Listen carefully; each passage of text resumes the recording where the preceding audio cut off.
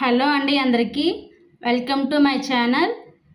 మనం ఎప్పుడు బెండకాయ ఫ్రైయే కాకుండా ఈరోజు కొత్తగా బెండకాయ మసాలా గ్రేవీ పెట్టుకుందామండి. ఫస్ట్ బెండకాయ బాగా వాష్ చేసుకొని మంచి పొడి క్లాత్తోని తుడుచుకుందామండి. కడాయిలో కొంచెం ఆయిల్ వేసుకొని మనం కట్ చేసి పెట్టుకున్న బెండకాయలు వేసుకుందాం.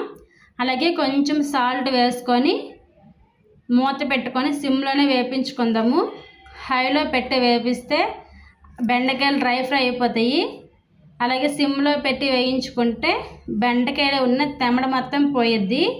అలాగే బెండకాయలు వేగిపోయాయి కదా, అదే కడాయిలో కొంచెం ఆయిల్ వేసుకొని ఫ్లేవర్ కోసం 2 బిర్యానీ ఆకులు, 1 స్పూన్ జీలకర్ర, కట్ చేసి పెట్టుకున్న ఆనియన్స్, పచ్చిమిర్చి వేసుకుందామండి. అలాగే 2 స్పూన్ల అల్లం వెల్లుల్లి పేస్ట్ వేసుకుందాము. బాగా వేపించుకున్న తర్వాత టమాటా పేస్ట్ వేసుకుందామండి. టమాటా పేస్ట్ బాగా పచ్చివాసన పోయినంత వరకు వేపించుకొని 1 స్పూన్ పసుపు, 2 స్పూన్ల కారము, 2 స్పూన్ల ధనియా powder, 1 spoon salt, 1 spoon garam masala వేసుకుందాము. బాగా పచ్చివాసన పోయినంత వరకు బాగా కలిపేసుకొని అందులోనే కొంచెం కప్పుడు పెరుగు వేసుకుందామండి. మొత్తం మిక్స్ అయ్యేలా కలుపుకుందాము.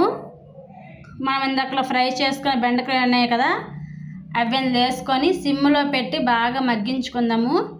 కొంచెం వాటర్ వేసుకుందాం. వాటర్ వేసుకున్న తర్వాత సిమ్లో పెట్టేసి బెండకాయ ఫ్రైని అలా రెసిపీని వండుకోవాలండి. అప్పుడే బాగుంటుంది బెండకాయ gravy masala. Thank you for watching అండి. Please to subscribe my channel. Bye friends.